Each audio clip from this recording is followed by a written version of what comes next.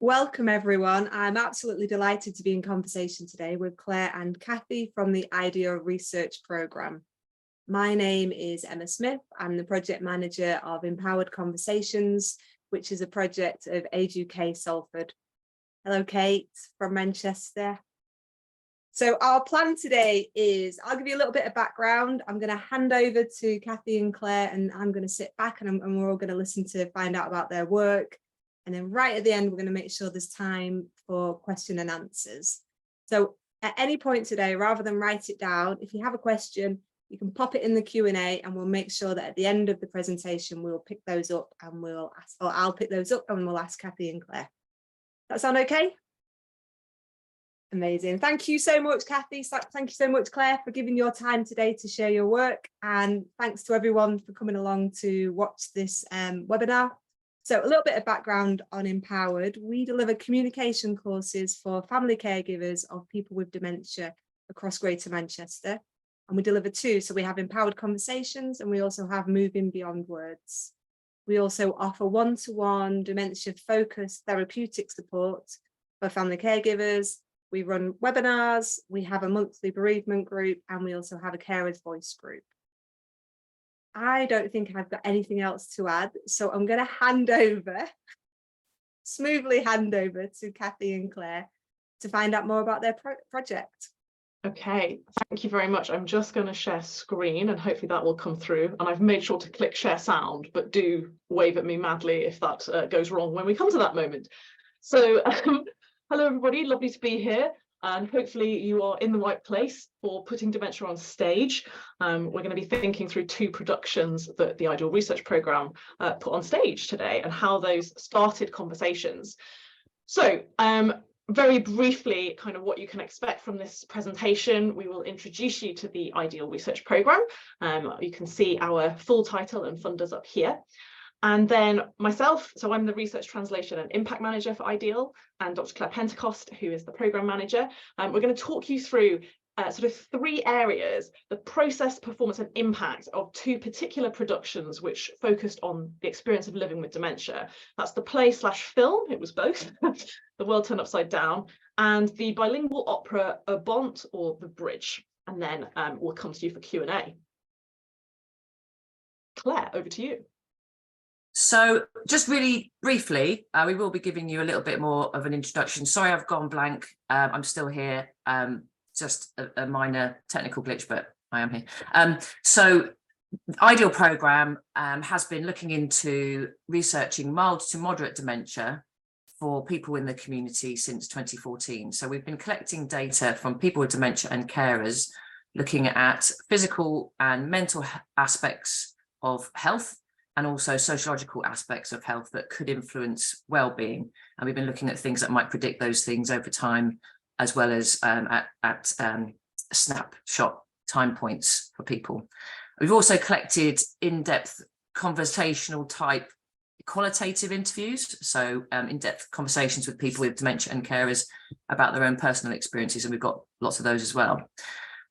We've got lots of different work streams going on, but this particular one that we're going to talk about today is about focusing on enabling people with dementia to communicate their perspective. So this is an element of that work.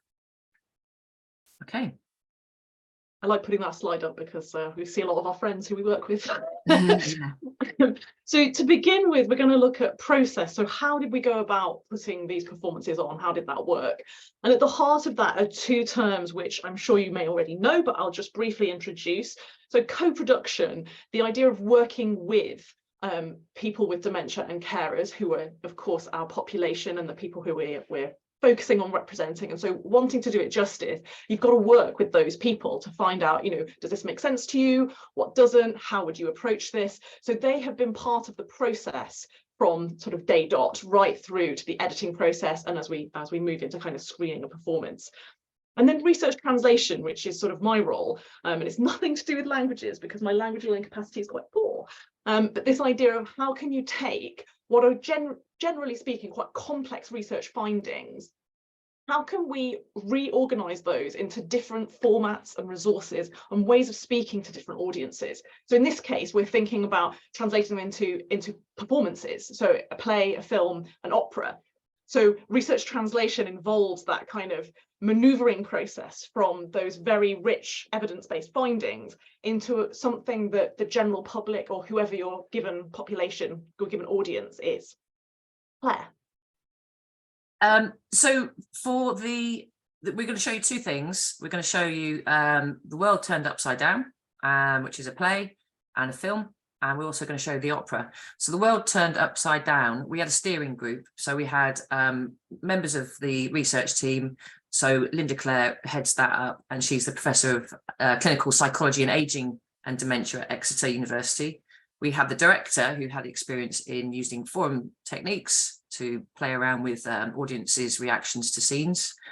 We had a drama lecturer and an ex-carer of a person with dementia, but we also had our Always group, which is what Kathy was talking about regarding our co-production.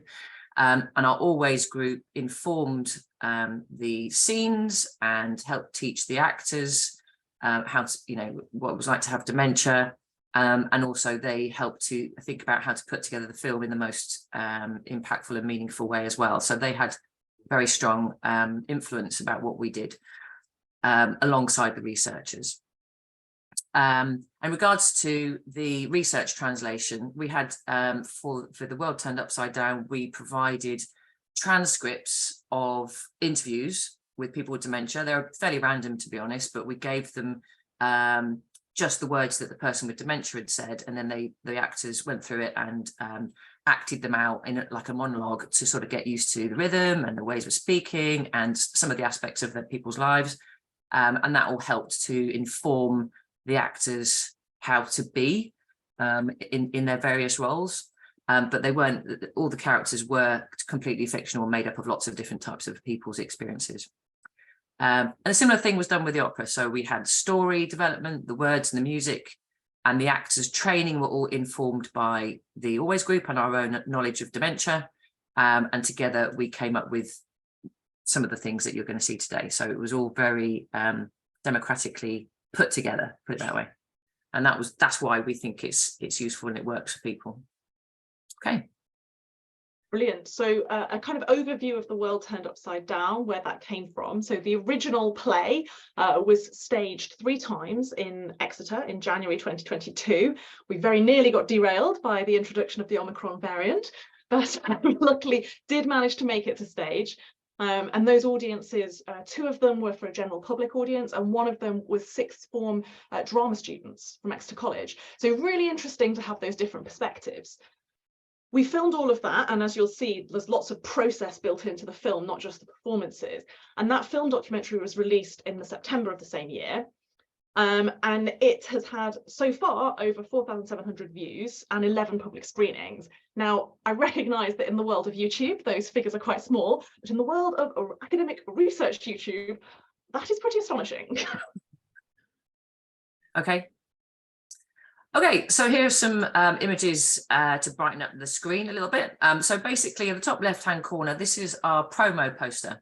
So we wanted something that was eye-catching and colourful for people with dementia to sort of notice, but also, just to help us promote it. And this was done by someone with dementia, someone called Willie Gilder, who we got in contact with via, you might know him, you're nodding there, Emma. So he did that for us, which is fantastic. He did a great job. And then, like I say, we use that in our promo. Bottom left-hand corner. So this is still from one of the meetings that we had. So bottom right are the in that shot are the actors listening to the other people on the screen. And this was members of our Always group and our steering group talking about experiences of dementia and helping to teach the actors. Top right-hand corner, that's a scene, one of the live scenes being played out by the actors. Bottom right-hand corner, that's the audience reacting to the scenes. So that was incorporated into the play as a very important part of the play that was having feedback during the scenes. And then in the middle there at the top, we have Jill, who was one of the actors, and we also interviewed the actors and asked them how the experience influenced their thinking and how it worked for them. Okay. All right, so we're going to just show you some clips. We think that some of this speaks for itself, really, and it gives you the best way of understanding what we did. So we filmed the live performances. So this is, as Kathy said, within in front of 3 audiences, but we filmed 2 of them. And we also filmed the rehearsals. So our camera folks came in and just literally sat in to the rehearsals, and we've got that as well within the film. And we also filmed the audience reactions and interviews with the Always group. So we had quite a lot of different footage, but the fundamental part was obviously the play itself. So it was like, you know, we've done the play and then we've got the film as well. So this is just the introduction to the film, which explains a few things. Okay, hang on to your hats, everybody, because this is where it's either Fingers going to crossed. make it or break it. If there's one single word to describe what living with dementia is like, the word is frustration.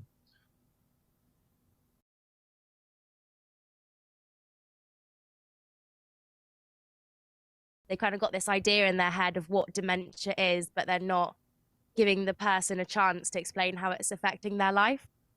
I know a lot of people with dementia really want to offer something and say something, and sometimes it's not accepted, or it's not taken on board, or it's not given the opportunity to be expressed.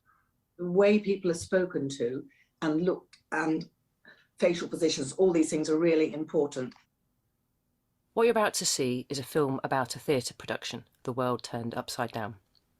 We take a look at what it's really like to live with dementia, or to care for someone with dementia.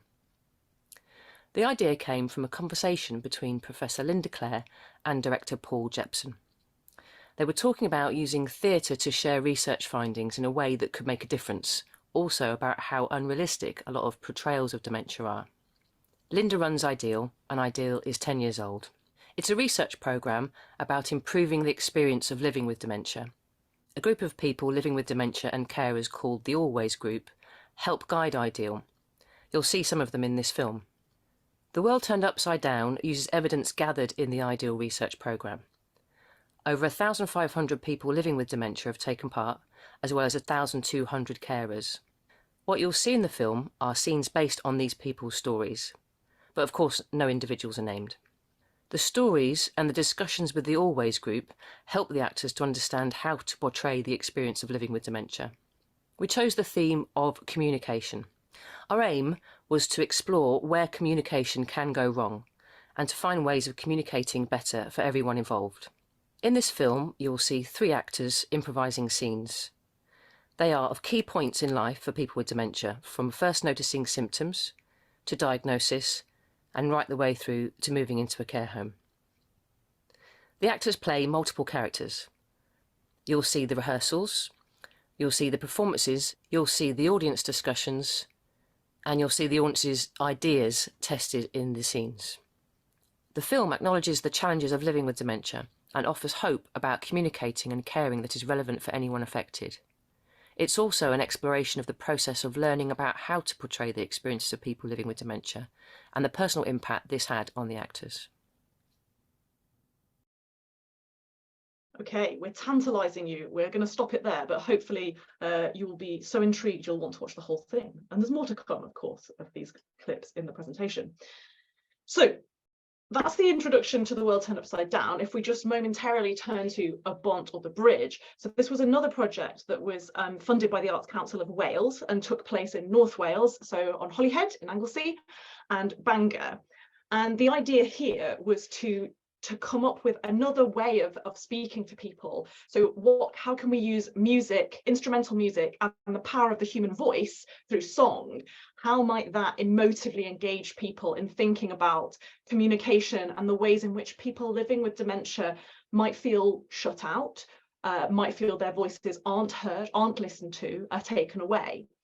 So that was kind of the idea behind this project, and you can see the way that we tried to sort of advertise it. This idea of perhaps edging away from your loved ones and how might they bring you back. So I guess the similarity with the play and film was that idea of that communication is a two-way process, and it's so important to work with each other to maintain that connection. And the bridge was this idea of crossing between mind space, where perhaps a person with dementia feels quite cut off from others and perhaps lost in their own mind, rather than being in life space where they are included and involved and communicated with. So with that in mind, I'm just going to show you a few pictures from, so you can see the performance here. We had a man living with young onset dementia. Well, he's diagnosed as part of the opera, and his wife. But then also as part of this project funded by Arts Council of Wales, we held community workshops. So we went and spoke to people with dementia and carers who lived in or near Holyhead and Bangor and asked them about their own experiences of their community and what it was like to be affected by dementia in those places. And we've come out with they came with some wonderful suggestions, and we're about to launch new resources from that to kind of recommend to local councillors, but also, you know, anybody who's interested, very simple ways in which things could be improved. There was also a photography work stream, which you can see here. This is a group from Carnarvon, from Dementia Active Gwynedd, who were not only photographed in their own classes, but they were given single-use cameras to go out and become photographers themselves. And what you can see in the background here are their photographs displayed. So just so you have a sense of the opera was, I guess, the largest component, but that project comprised other things as well. Claire. Okay, so in terms of the actual performance, there were some aspects of it. So we were very keen for the audience members not to be simply passive recipients of information or a performance, but to be active members of it and to help with their own experiences or sharing their experiences or commenting. It helped you know, people to sort of come out and think and talk about it. And it wasn't just, yeah, like I say, it wasn't just being recipients, but they definitely became part of it. And so for the opera, of course, there were several aspects of it. And you could say that each of those components, so the photography bits and the other workshops, they were opportunities for people to get involved and to talk about dementia, their own experiences, and to share coping skills or whatever it is that they thought was important at the time. But for both of these, obviously, the issue was about communication and trying to help people to see different ways of communicating, or maybe just to sort of notice in themselves things that go well or don't go so well. Yeah, so just before we see an example scenario from the film, this phrase, a momentary shared community, came from us as the research team reflecting on what it was like to have those performances and then to hold a Q&A discussion with the audience afterwards. Because what's very interesting about a theatre or a cinema or wherever it is you're holding that performance is that this bunch of people is suddenly together and held for a moment. And when you're talking about a subject like dementia, and people are often sharing very personal, often quite emotive experiences, but there was just something rather magical and intangible about the fact that we all became, on each performance of the play, each performance of the opera, but also each screening that happens, we had a sense of a momentary shared community. And so for that time of the screening or of the performance, you were held and you weren't alone, you were together. Yeah. Okay, so this next little clip is one of the scenarios. So it was quite difficult to choose which one, but this one is complete with, or they all are, but this one, it has lots of audience reactions, which is quite interesting. And so what we were trying to do with each of these scenes, we wanted to try and portray some kind of cohesive storyline that people could follow. But we chose scenarios that people with dementia and the co-production group came up with, which had obvious tipping points. So places where the scene could go one way or another, could go good or not so good. And basically the actors, you know, as part of the play, were asked to try out different ways of doing it in order to see how things turned out by doing things differently. Okay. Yeah. So this is the caring for your mother scenario, as we called it. Jill stays at home, and Tony pops in to look after her from time to time. Mum! Yes, dear. Mum, are you up? Yes. Come on, Mum, I'm in a great big rush this morning. Now, have you brushed your teeth? Yes. Right, OK. Well, look, I'll make you a piece of toast. You can eat it in the car. Is that OK? I thought I'd have breakfast at the cafe this Well, you can, Mum, but I'd like to know you've got something inside you. But come along, please. I'm in a rush. Get your shoes on. Oh, so sorry. Take the toast.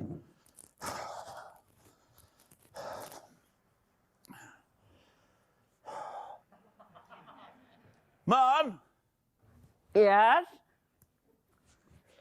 what are you doing, Mum? Brushing my hair. Right. Mum, what do you want on your toast? Marmalade. Marmalade. Right. Right now. Oh, yes, my shoes. Right. Right. Come on then, Mum, please, let's move. Okay, Mum, no, not those shoes, please. Use the slip-ons. I'm going to wear my lace-ups. They're safer. Mum, I'm worried to death about you tripping over the laces. Please, would you wear the slip-ons? Shane at the cafe said, if I tie the 2 loops into another knot, they can't possibly come undone. So it's perfectly safe, okay? Okay, fine. Come on, please, let's just go now. Okay, right, now where's the mobile? I had it last night to set the alarm. Well, what have you done with it, Mum? It might have slipped under the quilt. It's under the pillow. Oh, right. Mum, it's not charged. Where's the charger, Mum? Is it still plugged in? No, it's not. Oh, for God's sake, Mum, what have you done with it? I don't remember. Mum, it's in the waste paper bin. However did it get there? No idea, but come on, let's go, please. Right, okay. Right, stair lift, come on. No stairs. Doctor says exercise, right? Okay, stairs, just move, please. Come on now. Please, Mum, I'm going to be late. Come on, please. 2 more. 1, 2. There we go. Right, now. There's your toast. Grab that. Do not get it on the car seats, please. What about a coat? I think the radio said it might rain. Right, Mac then. Mac. Right, Yes. there we go. Come on, let's go. Now. Thank you. The thing that really gets my goat when I'm out and about is people kind of almost treat their loved one as if they're a toddler. And my favourite worst one is when they're getting ready to go, if you're in a cafe and they turn to their loved one and say, do you want to go to the toilet then? Because it's demeaning, I think. My way would be maybe 5 minutes before we were getting ready to go, I would just say something like, I think I'm going to have to go to the loo before I go. And that would just give her time to for it to percolate and to think, well, actually, maybe I should go too. That was interesting. I'm aware of that with my dad. It's so easy to get frustrated. God, I love my dad to bits, but occasionally it does my head in, you know. Yeah. I mean, I'm there, 3 times a day, and sometimes it's just like, I phone my brother up and say, I've walked out because I'm going to bloody, got to lose the plot here. Yes, and I do understand that totally, and it's, yeah. Actually, hearing that's made me feel a bit sort of, a bit bad about myself, really. What is it that he's doing which is not helpful? Bullying. And treating her like a child, rushing her. It's about him. Sorry? The day's about him more than it is her. About him rather than her. So we come back to some of the same things, don't we? We're just getting into situations that are getting a little bit more dangerous. Do you notice her closing up? And that's something what's that to do with? Why is she closing up? Why is she? Protection, isn't it? He's getting at me and I'm protecting myself. So there's this sort of fear, quite a lot of fear happening. Anxiety. Anxiety. Go with anxiety. Yeah. He's reminding her of her problems. Reminding her of her problems. I thought what was really interesting as well is pretty much the whole time he was in the house with her, he wasn't in the same room as her. Yeah. So he wasn't actually paying attention to what she was doing or what she was saying or any of her actual needs. It's like he decided what was going to happen before he showed up and went about doing that without actually conferring with her either verbally or like with body language or anything like that. And he wasn't able to sort of pick up on any of the stuff that she was doing that maybe would give him a more comprehensive understanding of her situation. Yeah. Okay. And just so we're fair to him, the suggestion is that this has sort of happened by accident a bit, and I think that's something that I don't know if people relate to that, but I think these situations do happen a bit by accident. I mean, I don't think people necessarily choose to be a carer, but it's his mum, you know, what's he going to do? Was that how you'd like to care for your... His intentions are to help, but he's just, in the end, he's just stressing her out by being too rushed and too overwhelming towards her. Yep. There's an extreme lack of empathy, and he's rushing her and there's no patience. He's kind of ordering her about, and I feel like if that was my morning, I would go from kind of having a normal morning to being really stressed out. It's kind of putting her in a position where she doesn't have a lot of say. He's interrupting her. Yeah, he's just not really handling it very well. So there are all sorts of problems: lack of agency, stressing her out. Why is he doing what he's doing? I think it comes from a place of care, but what's stressing him? Time. I was just going to say, I think it's quite stark that we're seeing this now, which seems to us, oh, I can't believe I'd ever treat my mum like this. But if it's a routine that happens every day, you slowly lose track of what you're saying and lose track of the care. The thing about care is it's easy to say that you care. We say, I care, I don't care, I don't care, I don't care, I don't care about this, I care about that, I don't care, do I care? I don't know. If you play with that word, it's quite interesting. It's a very small word that we use very, very flippantly, which is in fact very profound. To care for another person is in fact extremely difficult. And it's difficult at the point where caring for the other person involves us not having stuff that we need or want, which is the classic problem with the relative in this scene, who didn't necessarily particularly decide that they were going to care for somebody. They just started doing it by accident.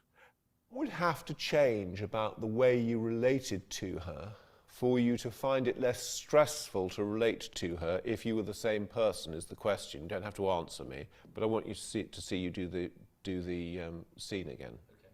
Mum! Yes, dear? Mum, are you up? Yes, dear. And dressed. Mum, I'm really sorry. I'm in a terrible rush this morning, all right? The kids have made me late, so have you brushed your teeth? Yes. Have you? Jolly good. Well, look, can you get your shoes on? I'll make you a piece of toast, okay? Right. Well, I was going to have breakfast at the cafe. Well, you can do, Mum, but I'd just like to know you've got something inside you, okay? Yes. What would you like on your toast, Mum? Marmalade? Marmalade. OK, I'll make it. Shoes on as quick as you could, please. Thank you. All right. Toast. Butter. Mum? Yes? What are you doing? I'm brushing my hair. Right. Look, have you moved the marmalade? No. Isn't it in the fridge? No. Don't worry, I'll find it.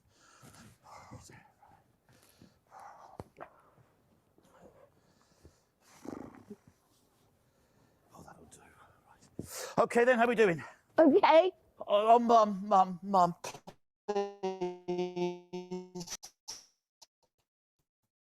Mum, I bought these slip-ons for you to wear. I am not wearing bedroom slippers. Mum, they're very expensive shoes. They're 45 quid a pair. I'm worried about you tripping on the laces. I've done the bows in a knot, so they can't come undone. Jane told me that at the cafe. OK. All right. Well, chat about it tonight, OK? All right. Got a dash. I'm ever so sorry. Come on. OK. All right. Have you got your mobile? I think it's under my pillow. Is it? Oh. Mum, it's not charged up. Oh, OK. Right, sorry. What have you done with the charger? Hey? No. I'll tell you what, don't worry, I'm sure I've got a spare one in the car. Come on, let's go. Right, can you take the stair lift? I'd rather walk down the steps. OK, well, nice and carefully now. We don't want to rush this bit, do we? No. OK, that's good. You're doing well. Very good. 2 more to go. 1, 2. Right, OK, right. There's your phone in your bag, OK? Right, yes. There's a piece of toast. I can't find a marmalade, but let's not worry, eh? OK. Please don't get it on the car seats or I will shoot you. Right, come on, what about a coat?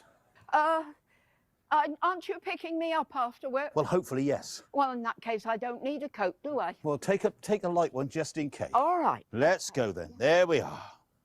OK. So we have to honour his predicament as well. I mean, he's got a job and he has to be in a hurry, all that sort of thing. But there's more space, isn't there?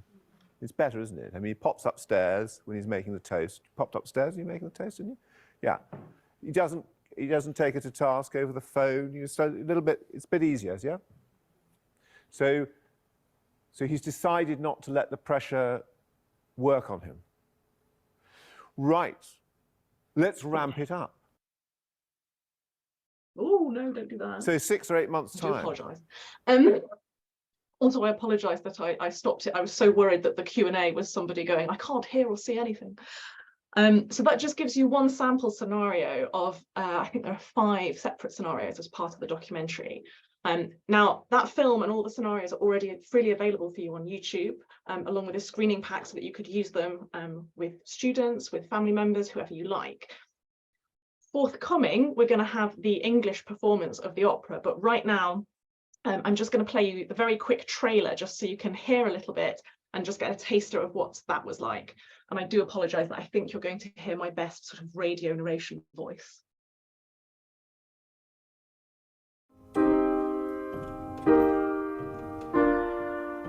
What if you were edging away from the ones you love?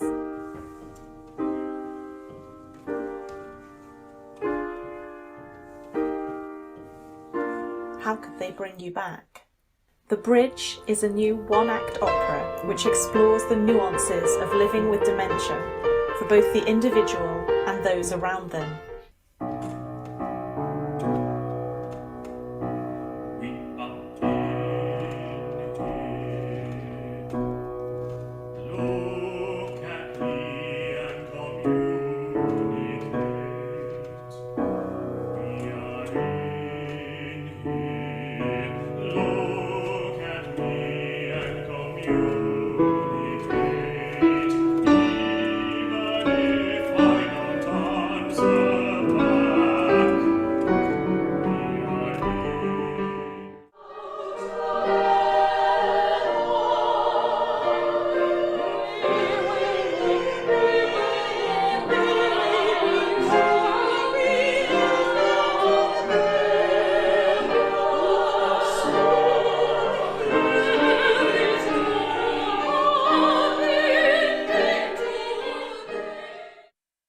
Okay, so just a taster there, but hopefully it gives you some idea of how heightened it is to have the music and the human voice singing about dementia. And the audience, as you'll see, really responded to that. Oh, I love embedding videos into things.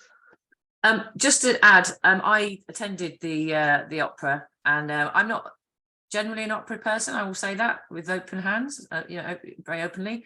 But and I knew a little bit of the storyline, and obviously, basically, I found it very powerful. So the storyline itself is a fairly familiar one, but seeing the emotions coming through from the music, the words, and the acting really was quite powerful. So it was just another way of sort of experiencing these types of things in another way, really. And yeah, I thought it was very powerful. And the audience members did too. So yeah. So this slide is really my attempt to distill kind of what we learned as a team and what surprised us perhaps, because obviously with both the play and indeed with the opera, we knew sort of exactly what was going to be played out in front of us. And yet there is something about putting dementia on stage so that it's over there and you're over here in the audience that gives you a distance and a detachment that means you see it in a completely different way. And of course, the audience experienced that. But what was fascinating was that we experienced that as well, despite knowing what was going to happen in front of us. So just to kind of have you thinking about the possibility of arts-based work and the special kind of power it has to make change happen. And the other thing is that, of course, we were representing dementia. We were representing something to the audience, which, we've all heard of dementia. You might feel you know what it is, but this was different. And because you are, once again, putting that idea of dementia in front of people, it's really important to think about what presentation you are putting forward. Is it a helpful one? Is there hope intermingled with the understandable and very much acknowledged difficulties? And that was something that our co-production group were really keen to have there. So the impact, the final section. So I guess really you know, we didn't put these on as didactic training materials, although of course there's lots of learning to be drawn from them, and people are now beginning to take them and use them in ways we would never have dreamt of, because obviously, you know, different people have different ideas and different needs. But what we really wanted to do was to put some kind of stimulus in front of people and get them thinking. And I think you can even see from that one scenario that we watched that it really kind of pricked people's consciences and made them think about what each person was going through. Claire, sorry, over to you. Yeah, no. So obviously the performances and the stories provided insights about what it's like from the person with dementia's perspective, but also from the carer's perspective. So it was coming from both sides. You could empathise with the son, but you could also empathise with the person with dementia, and you could really see it from both sides. We also saw in the performances the fears and frustrations and some of the challenges, and obviously this was just a snippet of people's experiences, and it wasn't supposed to be representative in any way. It was just really designed to think about what this meant to them and what they could take away from it, really. So everybody had their own reactions, emotional reactions to it, which they told us about in the feedback. So the important thing is that our reactions do have an important impact on other people, and when we notice that, we may be able to do something about it.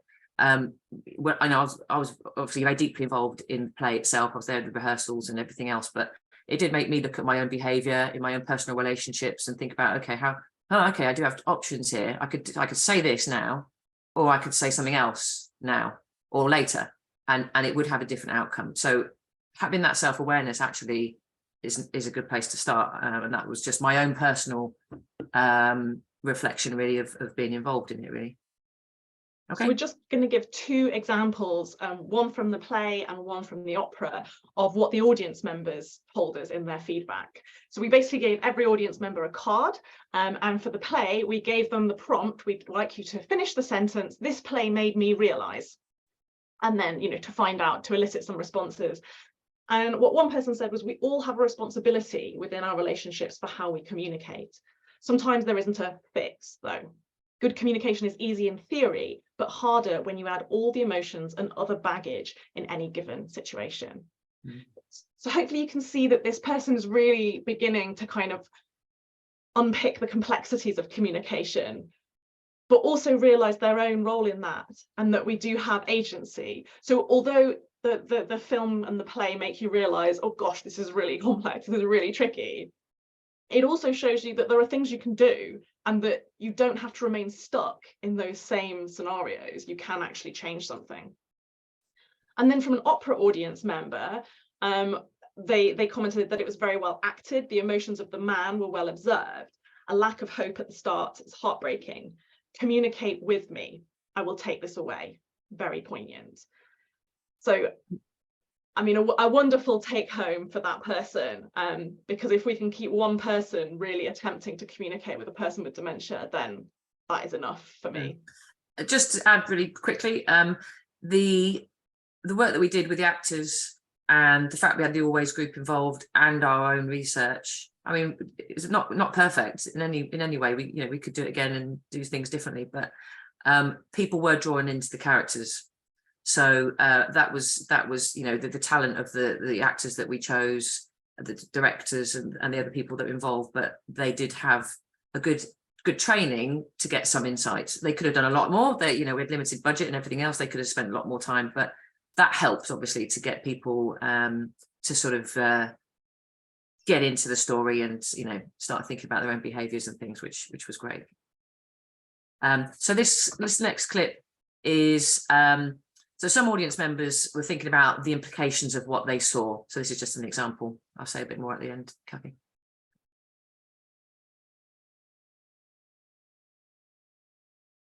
Wait for it.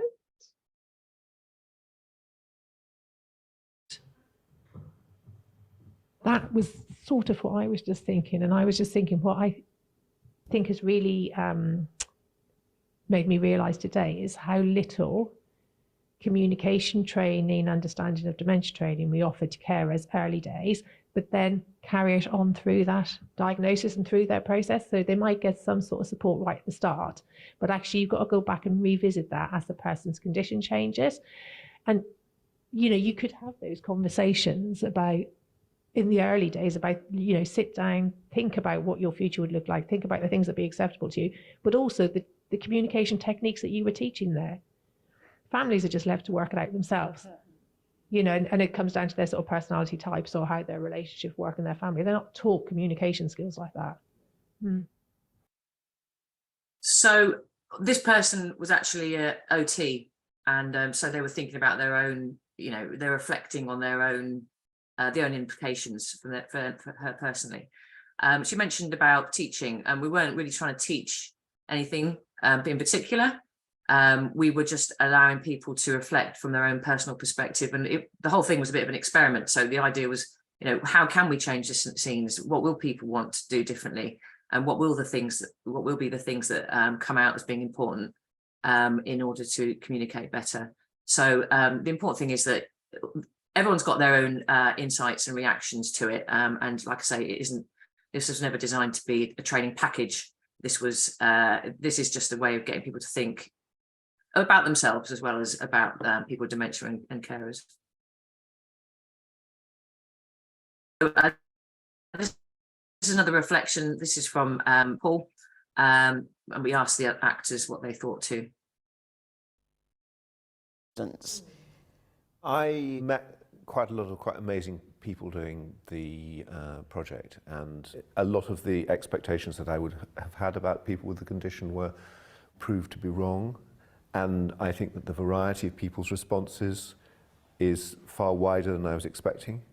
I think that the areas of change that the condition makes on people are very, very wide. So quite a lot, really. It seemed quite positive that what we were showing was real. And they even said a little uncomfortable. And I think it should be a little bit uncomfortable because it is. Yeah. So Paul was really being quite open there and sort of saying that he learned something, and you know, he had some expectations or some preconceptions about dementia, but they were altered by interacting with people with dementia and hearing their stories.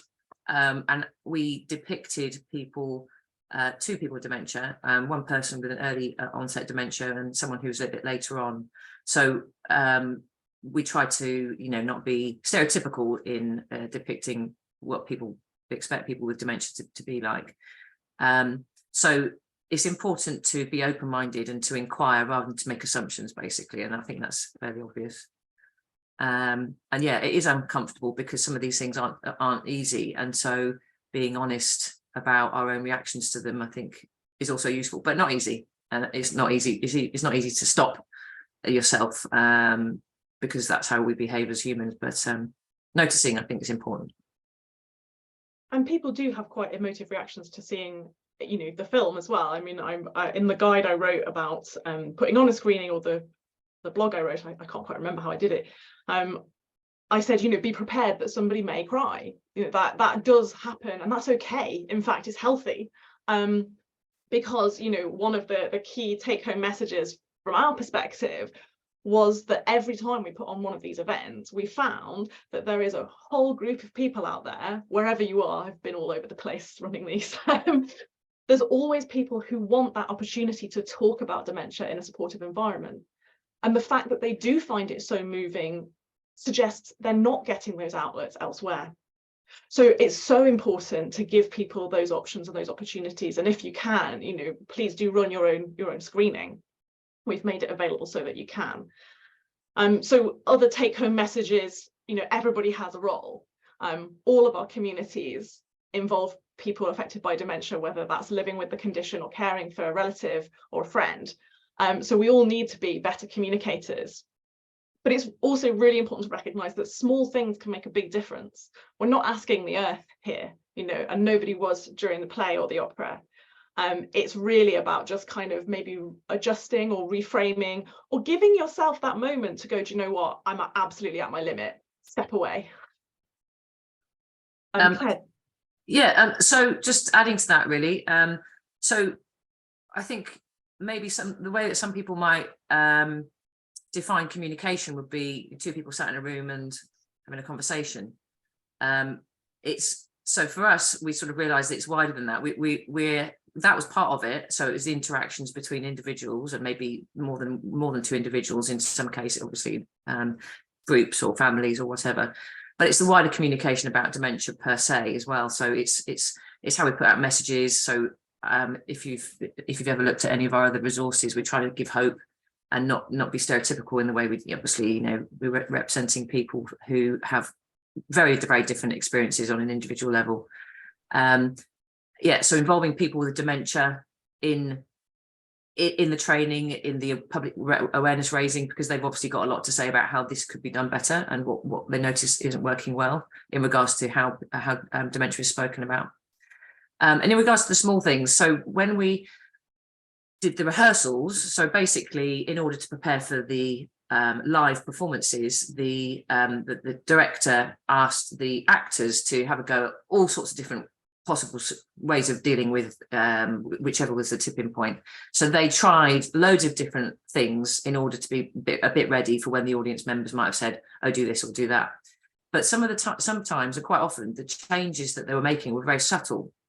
And just by saying something, so they were because they were improvising, how they said something, or the pace at which they said something, or the subtle changes in their communication would elicit a different response in the other actor, and it was, for me, very interesting and fascinating to see that happening. It's like, oh wow, okay, their own emotions were involved in the improvisation. So it's difficult to do, and these things might need practice, but a first step would be to sort of notice that that's possible. So again, that's just my own reflection really on my own experience of being involved.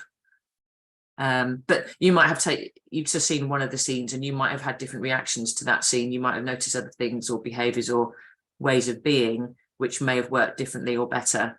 So you might have had a different idea than the audience members have had. So basically, there's it's suck it and see, try different ways, and then whichever way works is the one to go for. But it's about being open about that, I think.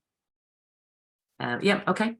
So in terms of how you can access our resources, so as I say, the entire film is free on YouTube. You can find all of it, but also what we've made available, or what we can make available through our project page, which is here. You can see that the one for the world turned upside down, one for the bridge, is we created a screening pack, so that for each scenario, we've come up with, say, 3 prompt questions. In case you wanted to try and start that discussion with an audience, but you weren't quite sure how to dive in. Just some things to start the conversation off, and also a pack about how to run a screening, because you can get in touch with us and ask for the MP4 file so that you can actually run one yourself, or if you have a friendly local cinema, we can get out the cinema package to you so that you can actually show it in one of those types of venues. We also have the Living with Dementia toolkit, which I really urge you to take a look at, because this is full. This entire toolkit was co-produced with people living with dementia and carers, and there's so much on here under different domains. But also forthcoming, there's going to be a resource on portraying dementia, where we pull together not just the film but the opera, and also show some footage of the Always group answering the questions from the opera cast, which is really fascinating. So do check those out. And all that remains to say is we are on Twitter. We are very emailable and quite friendly about it. So do get in touch. We're always looking to facilitate and to help out where we can to make more things happen. So all of our things are made freely available. So it's over to you to kind of take it up and use it in the way that will work for you. And with that, I will hand back to Emma. That was amazing. Thank you so much. So I'm going to share all of that out in our sort of weekly newsletter to make sure that people get an opportunity to watch it. It was massively powerful having that mix of performance, discussion, alteration to performance. It's just really incredible. And I wondered, right, so this is your time. We've got 8 minutes. So anybody on, if you've got a question, drop it in the Q&A. We've got one in there already that I'll pick up in a second. I was just thinking from the Always group's perspective, how did they feel about the whole experience? They are impressively and quite rightly very proud of their work.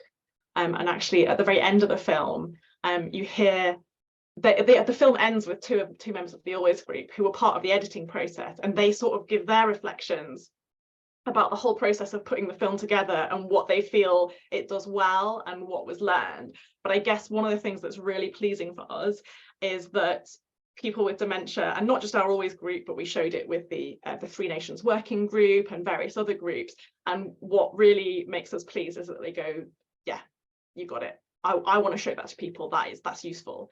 So feeling that it's authentic, it did the experience justice, I think is really important. Yeah, they were, as Kathy said, they were very involved in the editing of the film, and were quite forthright in telling us exactly how it should end. And I was steered to make sure that certain aspects were captured and certain things were done.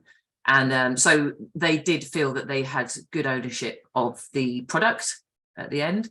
And I'm really, really pleased that they liked it, the final product, because it meant that we listened. So yeah, I think they were really happy, which I'm delighted with. If they weren't happy, I would have thought it was a failure. Are you going to do it again? I think it would be amazing to do it again, or to just take it and just do it again, in front of live audiences. Unfortunately, we're coming to the end of our funding, so there isn't scope to do more. But I think because we filmed it, we are able to at least show the film and have people respond to the film and those particular scenarios. But I know that Paul Jepson was quite keen, because he saw that he enjoyed it, and he could see the sort of the power behind it. He likes doing stuff that has some community benefit. But the fact we've got the film helps us to sort of deal with the fact that we probably won't take it on the road. Possibly not yet, anyway. Brilliant. Right, we've got one question. So Kelvin's asked, do you look at the cultural, faith and spiritual issues when discussing dementia, and how or what do you do to support the unpaid stroke, can we call them family caregiver over that? I'm going to get shot in the head. The family caregiver while looking after someone with dementia. Okay.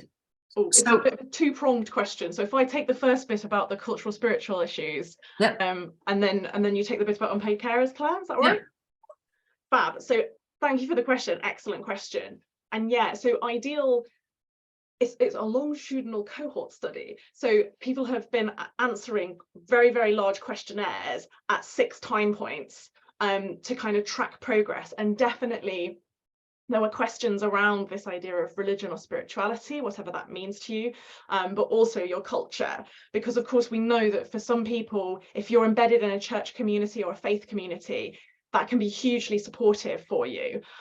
Sadly, of course, that's not always the case. And sometimes people end up actually pulling away from communities that they've been very heavily embedded in.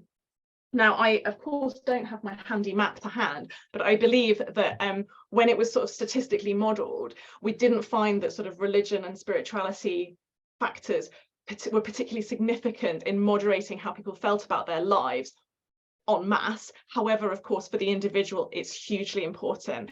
And I guess what I would perhaps put your way, if I can just cheekily share my screen one more time, is that we do have a specific resource around connecting with your culture. I haven't pressed the share button. I just think I have. There we go. Well done me. So we did work with some different individuals to understand how different cultures played into dementia. So for instance, Angela talks about her mother's Jamaican heritage and coming across to England as part of the Windrush generation, and how that kind of modulated the experience of dementia and finding care, culturally appropriate care.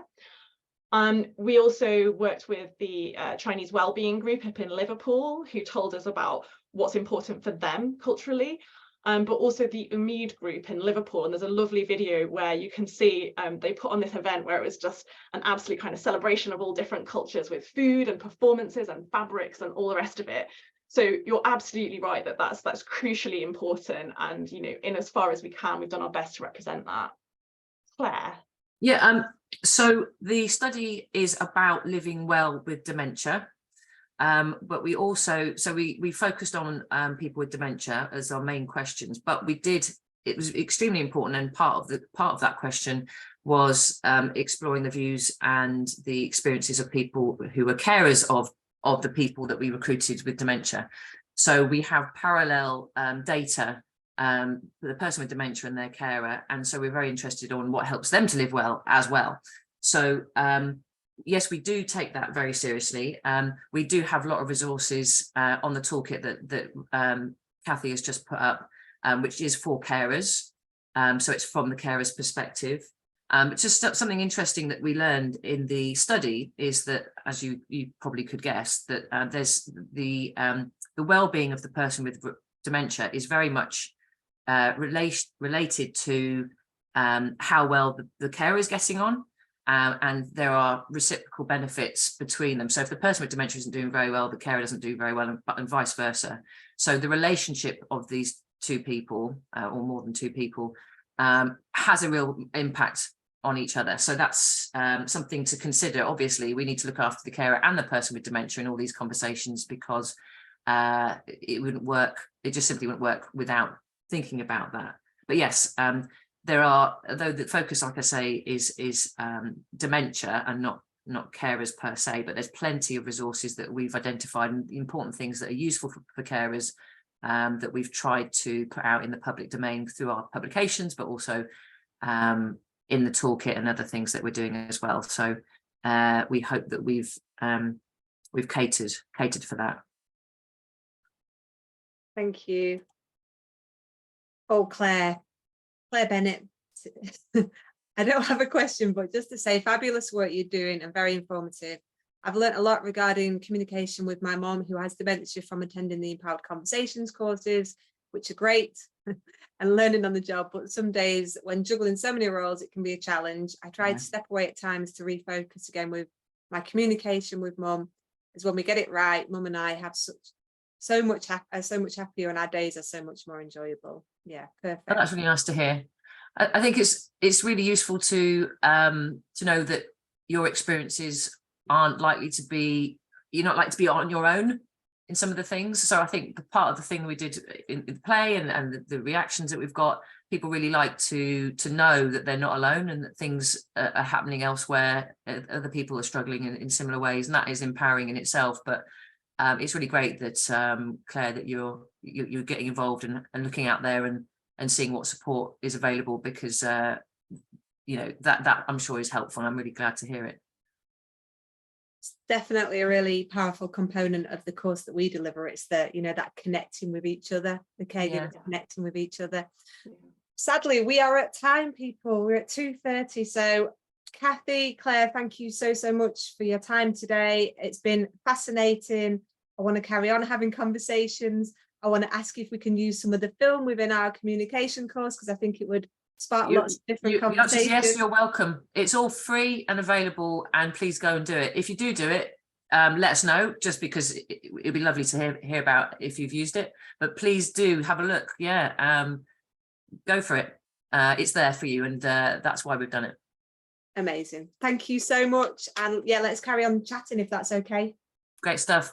Great. All Thank right. you very much for the opportunity to chat to you. It's been really nice talking to you. And you, little black square that you Yeah, are. sorry I was black on the screen, but I am real. Thanks, Bye. everyone. Take care. Bye-bye.